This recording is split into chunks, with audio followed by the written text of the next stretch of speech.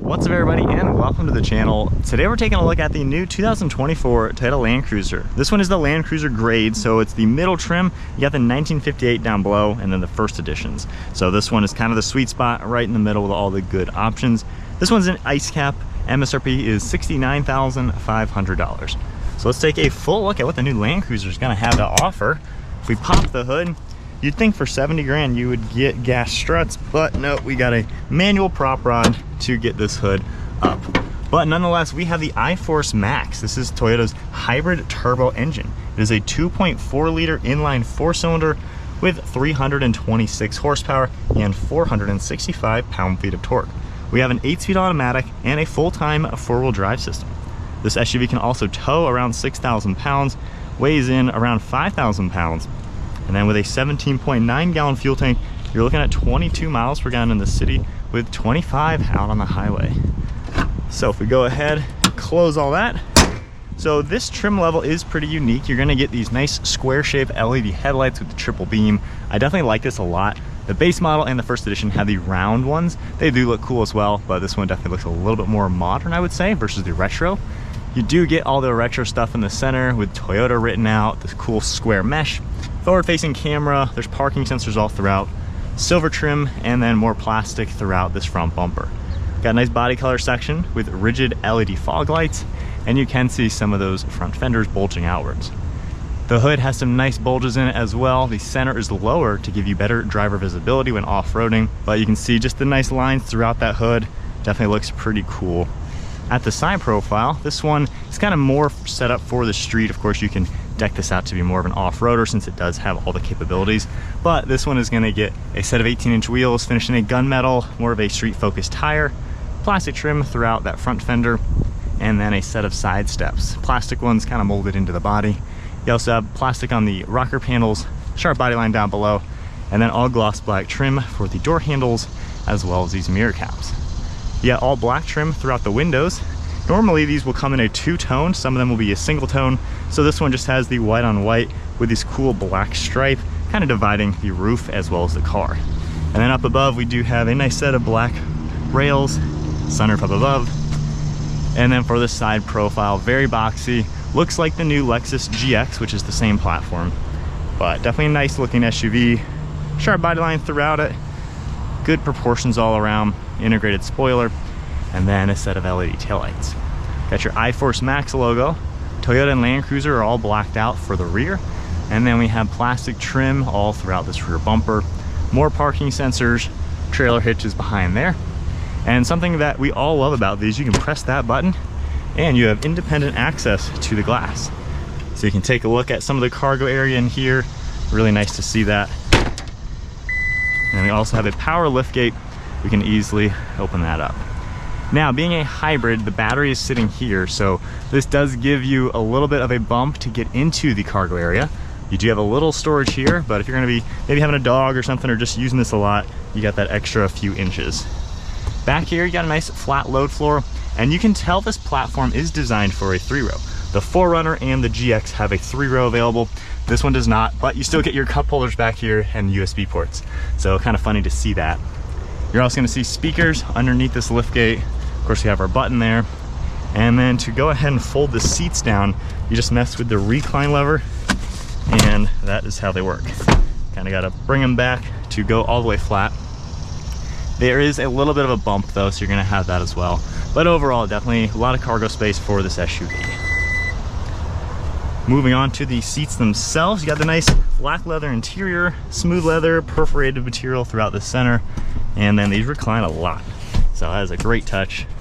In the center, we have armrests and cup holders, and then you do have all your climate controls right in the center, different plugs and storage. The air vents are up on the ceiling with your dome lights. You also have soft touch material for the entire door panel, looks and feels really good. Nice padding for the armrest.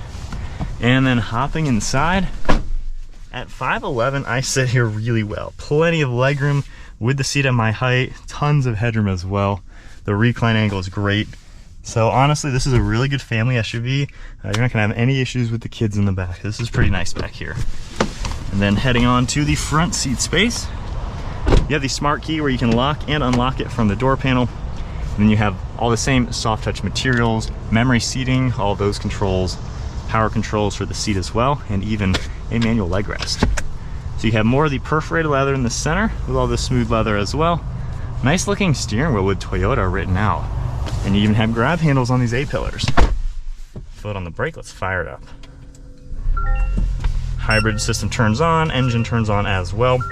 We have some controls on the left for Bluetooth and audio, cruise control on the right, and then the center screen, you can scroll left and right, and you're gonna get a little bit of information. Now, if you hold down the OK icon, you can configure each of the 3 sections. So you can add quite a lot of different information throughout it, basically like every single Toyota. So they're all kind of becoming very streamlined and uniform.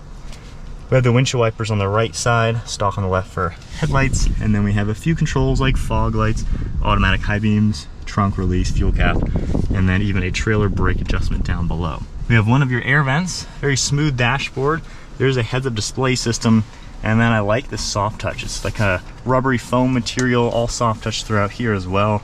So it looks really nice, feels nice as well. And then I like the bezel throughout all of this. Got your volume control, and then like every Toyota, you're gonna have all of this for the multimedia screen. You can set it up, of course. You have some climate information that'll pop up. You do have trip info you can view, see some history. Off-road info is pretty cool. You're gonna get your drive select, braking, and throttle, which is pretty nice to see as well. And then we can go into vehicle alerts, if any, and then all of your settings. So pretty nice system overall. Going into reverse, you got the backup camera, top-down view, and whenever you start moving, you can see how it kind of makes your vehicle clear, and you can see what is underneath the car. Pretty cool design. And you're also able to toggle the view icon and toggle different camera angles. So you have all sorts of different ones you can take a look at. Of course, it'll still do that clear thing, which is pretty neat to see what's under the car. We have your vents down below, heated and ventilated seating, all your controls right here with a LCD screen. You can easily toggle everything. Wireless phone charging along with some plugs, tow and haul mode, and then for all your drive select. In drive mode, you can easily toggle your 3 different street driving modes, and if you hit multi-terrain select, you now have all of your off-road modes. Pretty cool depiction and everything. And then we have crawl control, downhill assist, electronic park and brake, locking differentials, and a front sway bar disconnect, 4-wheel drive low, cup holders, and then more padding on the armrest. We can grab this open, and we have our cool box. So you have a nice cooler in here. It's going to keep food items nice and chilly, which is a great touch when hitting the trails. Nice glove box. And one last look at the interior. I think Toyota did a pretty good job. The 1958 edition is very cheap feeling, everything's plastic. This is the one that I would buy just because it's right in the middle and you have the really nice comfortable interior. You're going to see the LCD camera up here as well, garage door buttons, built-in dash cam, dome lights, and then a small sunroof with the manual shade. Black for the headliner, and then a nice set of sun visors. Alright, so setting off now in the Toyota Land Cruiser. So this is an off-roader with all the technology it has. Now going from road to gravel, this is about all I can do in a brand new vehicle for off-roading. But you literally don't even feel going on the gravel. It really does absorb these bumps nicely. It's an easy vehicle. I can't wait one day hopefully to get one of these off-road. But when you go into reverse, you can see under the vehicle, of course we got that backup camera and everything. So really easy vehicle to pinpoint and place and see what's going on. You can just toggle that again. Got the full top-down view. This is a really nice, comfortable vehicle, and you can tell it is going to be at home when hitting all the trails. You have a really good seating position. You're nice and high up. Of course, you can see over the hood. You can even see how the hood does dip to give you that better visibility. Mirrors do a great job. I love the camera. Over your left and right shoulder, really nothing too crazy as well.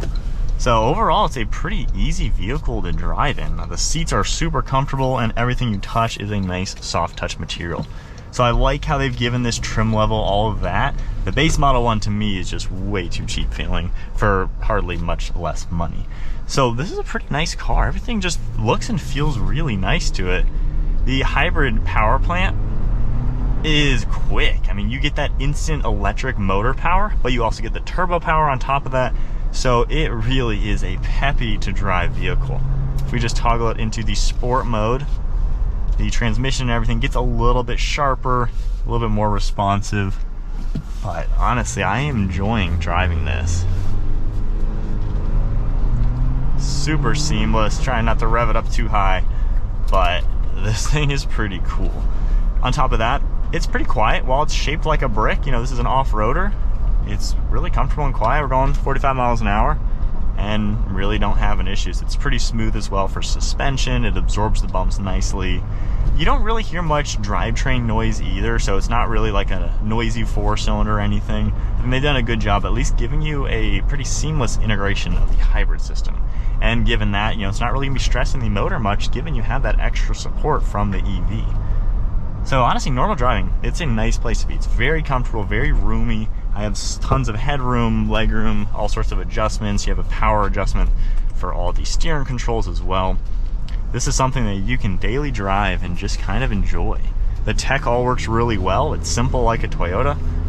And just fundamentally, this is a nice place to be. I would love this as a daily, a good family SUV. Plenty of room for kids and cargo. You can still tow and stuff. So yeah, driving in the Land Cruiser, this one is kind of the middle of the trim level, so this is the go-to, I would say, if you just want a nice normal one without going crazy on the expensive first edition or getting the cheap one, which is honestly way too cheap feeling. This is where it's at. This feels nice. Steering's all nice too. It's got a good amount of weight. It's light enough to be easy, but heavy enough to give you the direct feeling. And there's not really a crazy body roll. It's pretty confident on the road itself. But the fact that you have independent front suspension, you can disconnect the sway bar if you want better off-road capabilities. So I feel like they've given you a good dynamic of the off-roading, but also the on-road capabilities are not sacrificed for being something that is incredibly capable. Definitely a nice place to be.